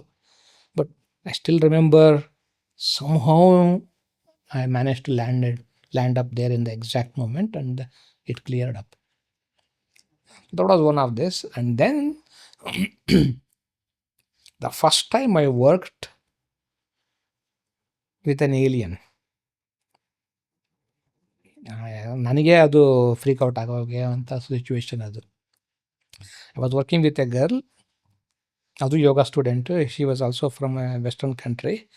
ಯಾವ ಕಂಟ್ರಿ ಅಂತ ಹೇಳಲ್ಲ, ಯಾಕಂದರೆ ಅಫ್ಕೋರ್ಸ್ ಕನ್ನಡದಲ್ಲಾಗಿರೋದ್ರಿಂದ ಅವ್ರು ಯಾರಿಗೂ ಗೊತ್ತೂ ಆಗೋದಿಲ್ಲ. ಬಟ್ ಸುಮಾರು ಜನಕ್ಕೆ ಗೊತ್ತು ಈ ಸ್ಟೋರಿ, ಹುಡುಗಿ ಯಾರು ಅನ್ನೋದುವೆ. She came for very normal feeling that ನಾನು ಎಲ್ಲೂ ಕಂಫರ್ಟೇಬಲ್ ಆಗಿರಲ್ಲ. ನಾನು ಈ ದೇಶದಲ್ಲಿದ್ದೀನಿ, ಅದು ನನ್ನ ದೇಶ ಅನಿಸಲ್ಲ. ಮೈಸೂರಿಗೆ ಬಂದು 2 ದಿನ ಚೆನ್ನಾಗಿತ್ತು, ಇಲ್ಲೂ ನಂಗೆ ಸರಿ ಹೋಗ್ತಾ ಇಲ್ಲ. ಬೇರೆ ದೇಶದಲ್ಲಿ ಬದುಕಿದ್ದೀನಿ, ಎಲ್ಲೂ ನಂಗೆ ಸಮಾಧಾನ ಇಲ್ಲ ಅನ್ನೋದು. ಅಂದರೆ ಆ ಹುಡುಗಿದು ನಡವಳಿಕೆ ಎಲ್ಲ ಒಂಥರ ವಿಚಿತ್ರವಾಗಿರೋದು. ಅವಳಿಗೆ ನೋಡಿದಾಗೆಲ್ಲ ಅಂದ್ಕೊಳ್ಳುವೆ, ಏನೋ ಇದು ಸರಿ ಇಲ್ವಲ್ಲ, ಯಾಕೋ ಇವ್ರಿಗೆ ಏನೋ ಒಂದು ಅಲೈನ್ಮೆಂಟ್ ಮಿಸ್ ಆಗಿದೆಯಲ್ಲ ಅಂತ. ನಂಗೆ ಅದು ಗೊತ್ತಿರಲಿಲ್ಲ. ಸರಿ ಆಯಿತು ಅಂದ್ಬಿಟ್ಟು ಕೆಲಸ ಶುರು ಮಾಡಿದ್ವಿ. ಮಾಡ್ತಾ she started saying things which I have no understanding. Describe ಮಾಡಿದ್ಲು, ಈ ಥರ ಇದೆ, ಇಲ್ಲೊಂದು ಮೆಷಿನ್ ಇದೆ, ಇಲ್ಲೊಂದು ದೊಡ್ಡ ಚೇಂಬರ್ ಇದೆ, ಚೇಂಬರಲ್ಲಿ ನಮ್ಮನ್ನೆಲ್ಲ ತುಂಬಿದ್ದಾರೆ, ಎಕ್ಸ್ಟ್ರೀಮ್ ಹೀಟ್ ಇದೆ, we are all in the process of heat and suddenly I know that I am in a different planet, ಹಂಗೆ ಅಂತೆಲ್ಲ ಡಿಸ್ಕ್ರೈಬ್ ಮಾಡಿದ್ಲು. ಆಮೇಲೆ I just went back there. ಅಲ್ಲಿಂದ ಅವಳದು ಜರ್ನಿ ಹಿಂದಕ್ಕೆ ಹೋದೆ. ಕೆಲಸ ಶುರು ಮಾಡಿಬಿಟ್ಟಿದ್ದೀನಿ, ಏನೇನೋ ವಿಚಿತ್ರವಾಗಿ ಹೇಳ್ತಾ ಇದ್ದಾಳೆ, ಏನು ಮಾಡಬೇಕು ನನಗೆ ಗೊತ್ತಾಗ್ತಾ ಇಲ್ಲ, ಐ ಆಮ್ ಸ್ವೆಟ್ಟಿಂಗ್. ಬಟ್ ಅರ್ಧದಲ್ಲಿ ನಿಲ್ಸೋಕ್ಕೂ ಮನಸ್ಸಿಲ್ಲ. ಸರಿ, ಎಲ್ಲೆಲ್ಲಿ ಹೋಗ್ತಾಳೋ ಹೋಗಲಿ ಅಂತೇಳಿ ಐ ಕೆಪ್ಟ್ ಆಸ್ಕಿಂಗ್ ಕ್ವಶನ್ಸ್. ಹೋಯ್ತು ಹೋಯ್ತು ಹೋಯ್ತು ಪೂರ್ತಿ ಲೈಫ್ ಅಂಡರ್ಸ್ಟ್ಯಾಂಡ್ ಮಾಡ್ಕೊಂಡ್ವಿ. ಎಲ್ಲ ಪ್ರಶ್ನೆಗಳು ಕೇಳಿದೆ. ನಿಮ್ಮದು ಫುಡ್ ಹ್ಯಾಬಿಟ್ಸು, ಆಮೇಲೆ ಪ್ರೊಕ್ರಿಯೇಷನ್ ಹೇಗೆ ಮಾಡ್ತೀರಾ, ಸಂತಾನೋತ್ಪತ್ತಿ ಹೇಗಾಗತ್ತೆ, ಗಂಡು ಹೆಣ್ಣು ವ್ಯತ್ಯಾಸಗಳೇನು, ಮಗು ಹುಟ್ಟೋದು ಹೇಗೆ, ಕಮ್ಯುನಿಕೇಷನ್ ಹೇಗೆ, ನಿಮ್ಮ ಸೆನ್ಸ್ ಆರ್ಗನ್ಸ್ ಯಾವುದು, ಎಲ್ಲ ವಿಷಯಗಳನ್ನು ಕೇಳ್ಕೊಂಡು ಎಲ್ಲ ಮುಗಿಸ್ಕೊಂಡು ವಾಪಸ್ಸು ಕ್ಲಿಯರ್ ಮಾಡಿ ಬಂದು ಮುಗಿಸಿದೆ. ನನ್ನ ಲೆಕ್ಕದಲ್ಲಿ ಸೆಷನ್ ತುಂಬ ಚೆನ್ನಾಗಾಯಿತು ಅಂಥೇಳಿ ಸಂತೋಷ ಮುಗಿಸ್ದೆ. ಮುಗಿಸ್ಬಿಟ್ಟು ಮಾಮೂಲಿ ಹೇಳಿದೆ, ನಿಂಗೇನಾದ್ರು ಕ್ವಶನ್ಸು ಡೌಟ್ ಇದ್ದರೆ ನಾನು ಇಲ್ಲೇ ಪಕ್ಕದಲ್ಲೇ ಇರ್ತೀನಿ, ಬಾ ಮಾತಾಡೋಣ. ಇಲ್ಲ ಅಂದರೆ ಎಲ್ಲ ಸರಿಗಿತ್ತು ಅಂದರೆ ನಿನ್ನ ಸಂತೋಷ, I have a wonderful life ಅಂತ ಹೇಳ್ಬಿಟ್ಟು ಕಳಿಸ್ಬಿಟ್ಟೆ. ಒಂದು 2 ವೀಕ್ಸ್ ಅವಳು ಬರಲೇ ಇಲ್ಲ ನಮ್ಮ ಮನೆಗೆ. ಸರಿ, ನಾನು ಎಲ್ಲ ಆರಾಮಾಗಿದೆ ಅಂದ್ಕೊಂಡು ನಾನು ಸುಮ್ಮನೆ ಆಗೋದೆ. ಅವಳ ಫ್ರೆಂಡ್ ಒಬ್ಬ ಬಂದ. ಕೇಳಿದೆ ಕ್ಯಾಶುವಲಾಗಿ, ಹೇಗಿದ್ದಾಳು ಅವಳು ಅಂತ. ಅವಳು ತುಂಬ ಡಿಪ್ರೆಷನ್ನಲ್ಲಿ ಕೂತಿದ್ದಾಳು ಅವಳು, ಯಾಕೆ ಏನು ಅಂತ ಗೊತ್ತಾಗ್ತಾ ಇಲ್ಲ, ಮಾತಾಡ್ತಾ ಇಲ್ಲ. ನನಗೆ ಯೋಚನೆ ಶುರು ಆಯಿತು, ಏನಪ್ಪ ಮಾಡ್ಬಿಟ್ಟಲ್ಲ ಇಲ್ಲಿ, ನಂದು ಈ ಕೆಲಸದಿಂದ ಏನೋ ಎಡವಟ್ಟಾಗೋಯ್ತಾ ಅಂತ. ಇದ್ರ ಮಧ್ಯದಲ್ಲಿ ಆ ಕೆಲಸ ಮುಗಿಸಿದ ತಕ್ಷಣ ನಮ್ಮ ಟೀಚರ್ನ ಇಮೇಲ್ ಮಾಡಿದೆ. ಪೂರ್ತಿ ಏನೇನು ಬಂದಿದ್ದೋ ಅದೆಲ್ಲ ಟೈಪ್ ಮಾಡಿ, ಹೀಗಿನ ಕೆಲಸ ಮಾಡಿದ್ದೀನಿ, ನನಗೇನು ಅರ್ಥವಾಗ್ತಿಲ್ಲ, ಎಲ್ಲಿ ನನಗೆ ಮಿಸ್ಟೇಕ್ ಆಗಿದೆಯಾ, if I have done something wrong let me no, I can rework with her and correct. ಇಮಿಡಿಯೇಟಾಗಿ ರಿಪ್ಲೈ ಮಾಡಿದ್ರು, ಎಲ್ಲ ಏನು ಯೋಚನೆ ಮಾಡಬೇಡ, this is normal. he started explaining this is an alien life, she has come into this life, this is how it is ಅಂತ. ನನಗೆ ಅವಾಗ ಎಲ್ಲ ಪೀಸ್ ಬೈ ಪೀಸ್ ಅರ್ಥ ಆಯಿತು. ಅಲ್ಲಿ ತನಕ ನನಗೆ ಇದು ಏಲಿಯನ್ ಅನ್ನೋದು ಗೊತ್ತಿರಲಿಲ್ಲ. ಸರಿ, ಅವಳು ನೀವು ಹೋಗೋದು ಹೇಳ್ದ ಅವ್ನ ಫ್ರೆಂಡು ಕುಮಾರ್ ಕರೀತಿದ್ದಾನೆ ಹೋಗು ಅಂತ. ಅವಳು ಬಂದಳು. ಏನಾಯಿತು ಅಂದೆ. There is no meaning in life. ಯಾಕೆ ಅಂದೆ. I want to go home. Home ಯಾವುದು? ನಾನು ಯಾವ ಪ್ಲ್ಯಾನೆಟಿಂದ ಬಂದು ಅಲ್ಲಿಗೆ ಹೋಗಬೇಕು. ಸೊ ಹೆಂಗೆ ಹೋಗ್ತೀಯ? I want to die, I want to kill myself. ಹೋಗ್ತೀನಿ ನಾನು ಏನಪ್ಪ ಥೆರಪಿ ಮಾಡಿ ಹೀಲಿಂಗು ಒಂದು ಒಳ್ಳೇದಾಗಲಿ ಅಂತ ಹೋದರೆ, ಅವಳು ಸತ್ಗಿತ್ತು ಹೋದರೆ ನಾನು ಸಾಯೋ ತನಕ ನನ್ನ ಗಿಲ್ಟಲ್ಲಿ ಸಾಯಬೇಕಾಗತ್ತೆ ಅಂತ ಹೇಳಿ ನಂಗೆ ತಲೆ ಕೆಟ್ಟಾಯಿತು. ಆಮೇಲೆ ಅವಳನ್ನ ಹೆಂಗೆ ಈ ಒಂದು ಸ್ಟೇಟಿಂದ ಆಚೆಗೆ ಕರ್ಕೊಂಬರೋದು, ಈ ಲೈಫ್ನ ಅಪ್ರಿಷಿಯೇಟ್ ಮಾಡೋದಕ್ಕೆ ಹೇಗೆ ಅವಳನ್ನ ತಯಾರು ಮಾಡೋದು ಅಂತ ಯೋಚನೆ ಮಾಡಿದೆ. ಏನೇನು ಮಾಡಿದ್ರು ಐಡಿಯಾ ಬರಲಿಲ್ಲ. ಇಲ್ಲ, ನಾನು ಸಾಯ್ತೀನಿ ಅಂತ. ಆಮೇಲೆ ಸಡನ್ನಾಗಿ ಒಂದು ಐಡಿಯಾ ಬಂತು. ಓಡೋದೆ, ಅಡುಗೆ ಮನೇಲಿ ಒಂದು ಚಾಕು ಇತ್ತು, ಎತ್ಕೊಂಬಂದು ಕೂತ್ಕೊಂಡೆ. ಐ ಆಮ್ ಸೋ ಹ್ಯಾಪಿ, ನೀನು ಸಾಯಬೇಕು ಅಂತ ಹಂಗಿರೋದು ನನಗೆ ಭಾಳ ಸಂತೋಷ. ಯಾಕೆ ಅಂದರೆ, ನನಗೆ ಚಿಕ್ಕ ವಯಸ್ಸಿಂದ ಒಂದು ಆಸೆ ಇತ್ತು, ಯಾರನ್ನಾರು ಮರ್ಡರ್ ಮಾಡಬೇಕು ಅಂತ. ಆ ಆಸೆ ನನಗೆ ತೀರಿಲ್ಲ. ಇವತ್ತು ನೀನು ಸಾಯಬೇಕು ಅಂತ ನಿನಗೆ ಆಸೆ, ಮರ್ಡರ್ ಮಾಡಬೇಕು ಅಂತ ನನಗೆ ಆಸೆ. ನೋಡು, ಚಾಕು ಇಟ್ಕೊಂಡಿದ್ದೀನಿ, ಹೆಂಗೆ ಸಾಯಿಸ್ತೆ ಹೇಳು, ಸಾಯಿಸ್ಬಿಡ್ತೀನಿ ನಾ. ಅವಳು ಹಾಂ ಮುಗಿಸ್ಬೋಣ, ನಿನಗೆ ಬೇಕು ನನಗೂ ಬೇಕು, ಇಬ್ಬರಿಗೂ ಅದೇ ಬೇಕು, ಇಬ್ಬರು ಆಮೇಲೆ ಬಾಡಿ ವ್ಯವಸ್ಥೆ ಮಾಡ್ಕೊತೀನಿ, ನಾನು ಯೋಚನೆ ಮಾಡಬೇಡ, ಕೊಚ್ಚಾಕ್ಬಿಡ್ತೀನಿ, ಏನು ಮಾಡಲಿ. ಅವಳು ಇಲ್ಲ ಸಾಯಲ್ಲ ನಾನು. ಇಷ್ಟೊಂದಾಗ ಹೇಳ್ತಿದ್ದಲ್ಲ, ಇಲ್ಲ ನಾನು ಸಾಯಲ್ಲ. ನನ್ನ ಆಸೆ ಈಡೇರಬೇಕು, ಹೇಳು. ಪುಷ್ ಮಾಡಿದೆ ಕೊನೆಗೆ ಕಿರ್ಚಕ್ಕೆ ಶುರು ಮಾಡೋಳು, ನಾನು ಬದುಕ್ತೀನಿ ಅಂತ. ಎಲ್ಲಿ ಕೇಳಿಸ್ಲಿಲ್ಲ, ಇನ್ನೊಂದ್ಸಲಿ ಹೇಳು. ಇವಂಟಲ್ಲಿ ಇಷ್ಟ ನಂಗೆ ಬೇಕಾಗಿದ್ದು ಸದ್ಯ ಚಾಕು ಬಿಸಾಕ್ಬಿಟ್ಟು ವಾಪಸ್ ಬಂದಿಯಲ್ಲ ತಾಯಿ ನೀನು. ದಿಸ್ ಈಸ್ ಯುವರ್ ಹೋಮ್ ನಾವು. ಇಲ್ಲಿ ಒಂದು ಉದ್ದೇಶಕ್ಕೆ ಬಂದಿದೆಯಾ, ಉದ್ದೇಶ ನಿಂಗೆ ಅರ್ಥ ಆಗಿದೆ, ಆ ಉದ್ದೇಶ ನೀನು ಪೂರೈಸ್ಬೇಕಿಲ್ಲಿ. ಇಲ್ಲಿ ನೀನು ಎನರ್ಜಿ ಸೇವಿಂಗ್ ಬಗ್ಗೆ ನೀನು ಜನಗಳಿಗೆ ತಿಳುವಳಿಕೆ ಹೇಳ್ಕೊಡ್ಬೇಕು. ನೀನು ಖಂಡಿತ ನೀನು ಕೆಲಸ ಅದು ನೀನು ಮಾಡಬೇಕು. ಅಷ್ಟು ವರ್ಷ ಟ್ರೈನಿಂಗ್ ಮಾಡಿ ಕಳಿಸಿರೋದು ವೇಸ್ಟ್ ಆಗುತ್ತೆ. ವಾಪಸ್ ಹೋಗೋಕ್ಕೆ ರೆಡಿ ಇಲ್ಲ ನೀನು, ಹೋಗೋಕ್ಕೂ ಆಗೋದಿಲ್ಲ. ಯಾವ ವೆಹಿಕಲ್ ಇಟ್ಕೊಂಡು ಹೋಗ್ತೀಯ ನೀನು? ಸೈಕಲ್ ಹೊಡ್ಕೊಂಡು ಹೋಗ್ತೀಯ ಸ್ಪೇಸು ನೀನು? ಬಂದಿರೋದೇ ಕೆಲಸ ಮಾಡು ಅಂಥೇಳಿ ಅವಳಿಗೆ ಆವಾಗ ಎಲ್ಲ ಅರ್ಥವಾಗಿ, she still in touch with me. ಸಾಯಲಿಲ್ಲ ಅವಳು. ಮದುವೆ ಆಗಿ 2 ಮಕ್ಕಳಿದೆ, ಸಂತೋಷವಾಗಿ ಚೆನ್ನಾಗಿರಲ್ಲ ಹುಡುಗಿ ಈಗ. ಸೊ ಅದು ಫಸ್ಟ್ ಎನ್ಕೌಂಟರ್ ನನಗೆ ಆಗಿದ್ದು. ಆಮೇಲೆ ನೆಕ್ಸ್ಟ್ ಇಯರ್ ನನ್ನ ಟೀಚರ್ಸ್ನ ಭೇಟಿ ಮಾಡಿದಾಗ ಕೇಳಿದ್ರು, ಏನಾಯಿತು ಅದು ಅಂತ ಹೇಳಿದೆ. ನನ್ನನ್ನು ಮೀರಿಸ್ಬಿಟ್ಟೆ ನೀನು, ಚಾಕು ಹಾಕ್ಬಿಟ್ಟು ಅಂತ. But that was a shocking one for me, but it was beautiful after in the end. Yeah, I have so many questions. So, ಒಂದು ಹಿಪ್ನೋಸಿಸ್ ಇಂದ can somebody take control of your mind completely? ಅಂದರೆ if you allow ಅಂತಾನಾ? See mind functions only with a certain pattern, hmm arrangement of words and meanings, ಅಷ್ಟೇ mind ಕೆಲಸ. ಹ್ಮ್ ಹ್ಮ್ ನಾವೇನಾಗಿದ್ದೀವಿ ಅಂದರೆ we have already surrendered our selves to the mind. ಹ್ಮ್ ನನ್ನ ಮೈಂಡ್ ನನಗೇನು ಹೇಳುತ್ತೋ ಆ ರೀತಿ ನಾನು ಕೇಳ್ತಾ ಹೋಗ್ತೀನಿ. ಹ್ಮ್. ಎಲ್ಲಿ ತನಕ ನಾನು ಮೈಂಡಿನ ಕಂಟ್ರೋಲಲ್ಲಿ ನಾನು ಇದ್ದೀನೋ ಅಲ್ಲಿ ತನಕ ನಾನು ಐ ಆಮ್ ಇನ್ ಟ್ರಬಲ್, ಹ್ಮ್ ನನಗೆ ಮಿಸರಿ. ಹ್ಮ್ ಯಾವಾಗ ಈ ಕನೆಕ್ಷನ್ನು ಬ್ರೇಕ್ ಆಗುತ್ತೋ, ಮೈಂಡ್ ನನ್ನನ್ನು ಕಂಟ್ರೋಲ್ ಮಾಡಲ್ಲ, ನಾನು ಮೈಂಡನ್ನು ಕಂಟ್ರೋಲ್ ಮಾಡ್ತೀನಿ ಅಂತ ಶಿಫ್ಟ್ ಆಗತ್ತೋ, that is my liberation. So since I have already under the control, if somebody can control this, mind and body will be in their control. Hmm That's the purpose of the hypnosis. Hypnosis ಹೆಂಗೆ ಅಂದರೆ ಮುಳ್ಳನ್ನು ಮುಳ್ಳಿನಿಂದ ತೆಗೆಯೋದು. ಈಗ for example ಯಾರಿಗೋ ಒಂದು problem ಇದೆ, ಆ mental ಪ್ರಾಬ್ಲಮ್ನ ತೆಗಿಬೇಕು ಅಂದರೆ ಹಿಪ್ನೋಟೈಸ್ ಮಾಡಿ ಅವರನ್ನು ಅದ್ರ ಮೂಲಕ ಮೈಂಡನ್ನ ಹಿಪ್ನೋಸಿಸ್ ಮಾಡಿ ಇನ್ನೊಂದು ಕಮಾಂಡ್, ಇನ್ನೊಂದು ಸಜೆಷನ್ ಮೂಲಕ ಅದನ್ನು ನೆಗೆಟಿವ್ ಮಾಡಿ ಅದನ್ನು ರಿಮೂವ್ ಮಾಡ್ಬೋದು. ಬಟ್ ಇಲ್ಲಿ ಏನಪ್ಪ ಅಂದರೆ can I trust the person, can I trust the therapist ಅನ್ನೋದು ಬರುತ್ತೆ. ಯಾಕಂದರೆ ನನಗೂ ನನ್ನದೇ ಆದ ಭಯ ಇರುತ್ತೆ, ಮಿಸ್ಯೂಸ್ ಮಾಡಿಕೊಂಡ್ರೆ ಏನು ಗತಿ, ಏನಾಗ್ಬಿಡ್ತೀನೋ ಅಂತ.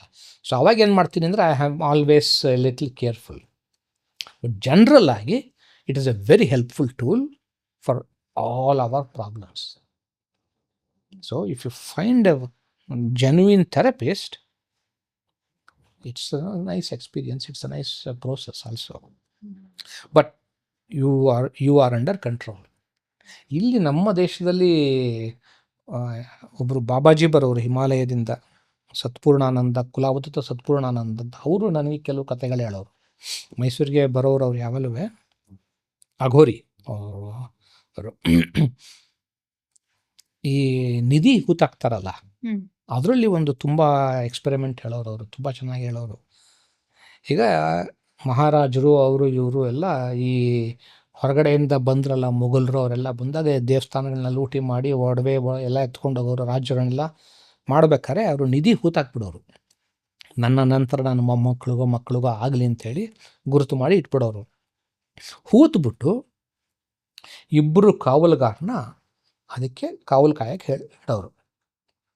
ಏನು ಮಾಡೋರು ಅವರು ಅಂದರೆ, ಇಬ್ಬರು ಕಾವಲುಗಾರರಿಗೆ ಹಿಪ್ನೋಟೈಸ್ ಮಾಡಿಬಿಟ್ಟು ನಿನ್ನ ಕೆಲಸ ಸಂಪೂರ್ಣ ಇದೆ, ಕಾಯೋದು, ನಿನ್ನ ಏನೇ ಆದ್ರೂ ಇದನ್ನು ನೀನು ಕಾಯಲೇಬೇಕು ಅಂತ.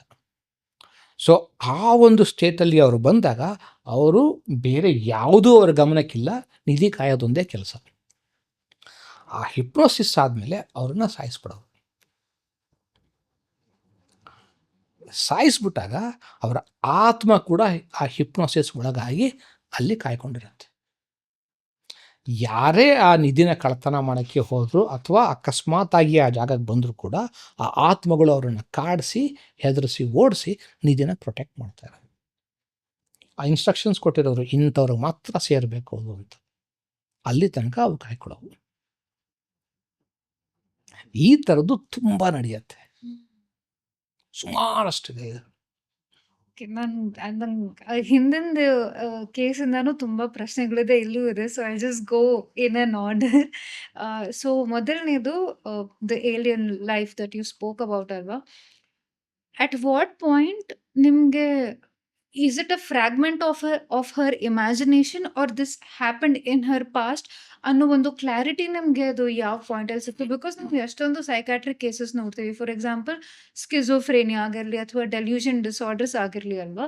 ಸೊ ನಿಮಗೆ ಆ ಥರ ಕ್ಲಾರಿಟಿ ಯಾವ ಪಾಯಿಂಟಲ್ಲಿ ಸಿಕ್ತು ಅಥವಾ ಯಾವ ಥರ ಸಿಗುತ್ತೆ? Like how do you realise that okay this person is faking it or ನಿಜವಾಗ್ಲೂ ಹಿಂಗೆ ನಡೆದಿದೆ ಅನ್ನೋದು? ಬಿಕಾಸ್ ಇಟ್ಸ್ ಸೋ ಕಾಂಪ್ಲೆಕ್ಸ್ ಅಲ್ವಾ? So how do you get that clarity sir? ಈಗ ನನಗೆ ಕೋಪ ಬಂದಿದ್ರೆ, ನಾನು ಕೋಪಿಸ್ಕೊಂಡಿದ್ರೆ ನನ್ನ ಪೂರ್ತಿ ಕೆಮಿಸ್ಟ್ರಿ ಚೇಂಜ್ ಆಗುತ್ತೆ, ಉಸಿರಾಟ ಚೇಂಜ್ ಆಗುತ್ತೆ, ನಂದು colour of the skin change ಆಗುತ್ತೆ, ಕೆಲವು ಸಲ ಈ ತುಟಿಗಳು ಅದರುತ್ತೆ, ಇದೆಲ್ಲ ಚೇಂಜಸ್ ಬರುತ್ತೆ. Unless you are a professional actor you cannot create that. Experienced ಆ್ಯಕ್ಟರ್ಗೆ ಕೆಲವ್ರಿಗೆ ಮಾಡ್ತಾರೆ, ಅದರಲ್ಲೂ ಸಿಕ್ಬಿಡುತ್ತೆ, ಗೊತ್ತಾಗ್ಬಿಡುತ್ತೆ ಸರಿಯಾಗಿ ನೋಡಿದ್ರೆ. ಯಾವಾಗ ಅವ್ರನ್ನ ನಾನು ಇಲ್ಲಿ ಮಲಗಿಸಿ ಕೆಲಸ ಮಾಡ್ತಿರ್ತೀನೋ ಅವ್ರು ಯಾವುದೋ ಒಂದು ಸ್ಟೇಟ್ ಹೋದಾಗ ಆ ಒಂದು ಸೈನ್ಸ್ ಆ್ಯಂಡ್ ಸಿಂಪ್ಟಮ್ಸ್ ಅಲ್ಲಿ ಕಾಣಿಸ್ಲೇಬೇಕು. ನೀವು only if you know how to read it. ಖಂಡಿತ ಸ್ಪಷ್ಟವಾಗಿ ಕಾಣುತ್ತೆ ನಿಜವಾಗಿದ್ದರೆ. ಇಲ್ಲ ಅಂದರೆ ಕತೆ ಹೇಳ್ತಾ ಇದ್ದೀನಿ ಅಂತ ಹೇಳಿದ್ರೆ ಯಾವ ಚೇಂಜಸ್ಸು ಇರಲ್ಲ, ಆರಾಮಾಗಿ ಮಲ್ಕೊಂಡು ಹಿಂಗೆ ಅಂದ್ಕೊಂಡು ಕತೆ ಹೇಳ್ತಾ ಇರ್ತಾರೆ. ಆ ಎನರ್ಜಿನಲ್ಲಿ you will always find out. ಖಂಡಿತವಾಗಿ ಸ್ಪಷ್ಟವಾಗಿ ಸಿಗುತ್ತೆ, ಅಲ್ಲಿಗೆ ಡೌಟೇ ಇರಲ್ಲ. ಸುಲಭದಲ್ಲಿ ಸಿಗುತ್ತೆ, ಕಷ್ಟ ಏನು ಪಡಬೇಕಾಗಿಲ್ಲ ಹುಡ್ಕೋದಕ್ಕೆ. ಬಟ್ ನೀವು ಕತೆ ಕಟ್ಕೊಂಡು ಇಮ್ಯಾಜಿನೇಷನಲ್ಲಿ ಕೆಲವರು ಇಮ್ಯಾಜಿನೇಷನ್ ಮಾಡ್ಕೊಂಡು ಅವರೇ ಇಮ್ಯಾಜಿನೇಷನ್ ನಂಬ್ಕೊಂಡಿರ್ತಾರೆ, ಅಂಥದ್ದು ಕೂಡ ಗೊತ್ತಾಗತ್ತೆ. ಬಟ್ ನಿಜವಾಗಿ ನಡೀತಾ ಇತ್ತು ಅಂದರೆ ಪ್ರತಿಯೊಂದು ಹಂತದಲ್ಲೂ ನಡೀತಾ ಇರುತ್ತೆ. ಒಬ್ಬ ನ್ಯೂಜಿಲೆಂಡ್ ಅವನೊಬ್ಬ ಫ್ರೆಂಡ್ ಬಂದಿದ್ದ, ಅವನು ಕ್ಲಾಸ್ ತೊಗೋತಾ ಇದ್ದ ನನ್ನ ಹತ್ರ.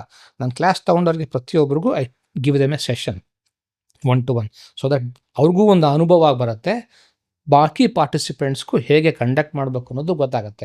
So I do this always. My classes ನಾನು ಯಾವಾಗಲೂ ಬಿಗ್ಗೆಸ್ಟ್ ಕ್ಲಾಸ್ ಅಂದರೆ 8 ಜನ, ಅದ್ರ ಮೇಲೆ ನಾನು ತೊಗೊಳ್ಳಲ್ಲ. ಯಾಕೆಂದರೆ I need to do it properly. ಸುಮ್ಮನೆ ದೊಂಬಿನಲ್ಲಿ ನಾನು ಯಾವತ್ತೂ ಮಾಡೋದು ಇಲ್ಲ, ಮಾಡಿಲ್ಲ ಇಲ್ಲಿ ತನಕ. ಸೊ ಪ್ರತಿಯೊಬ್ಬರಿಗೂ ನಾನೊಂದು ಸೆಷನ್ ಕೊಡ್ತೀನಿ, ಅವ್ರದ್ದೊಂದು ಪ್ರಾಬ್ಲಮ್ ಅಡ್ರೆಸ್ ಮಾಡಿ ಸೆಷನ್ ತೋರಿಸಿ ಮಾಡಿ ಡೆಮಾನ್ಸ್ಟ್ರೇಟ್ ಮಾಡಿದಾಗ ಎಲ್ರಿಗೂ ಗೊತ್ತಾಗುತ್ತೆ. ಇವನು ಸ್ವಲ್ಪ ತಲಹರಟೆ ಅಂತ ಹೇಳ್ತೀವಲ್ಲ ಆ ಥರ.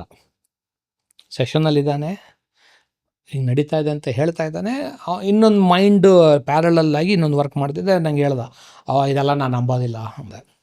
ನಮ್ಮದು ಬಿಡು, ನನಗೇನಿಲ್ಲಪ್ಪ, ನನ್ನ ಉದ್ದೇಶ ಇಷ್ಟೇ, ಇದು ನಿನ್ನ ಪ್ರಾಬ್ಲಮ್ಮು, ಈ ಸೆಷನ್ ಮುಗಿಸಿದ ಮೇಲೆ ಅದರಿಂದ ನಿನಗೆ ಫ್ರೀ ಆಗಿರಬೇಕು, ಅದಷ್ಟೇ.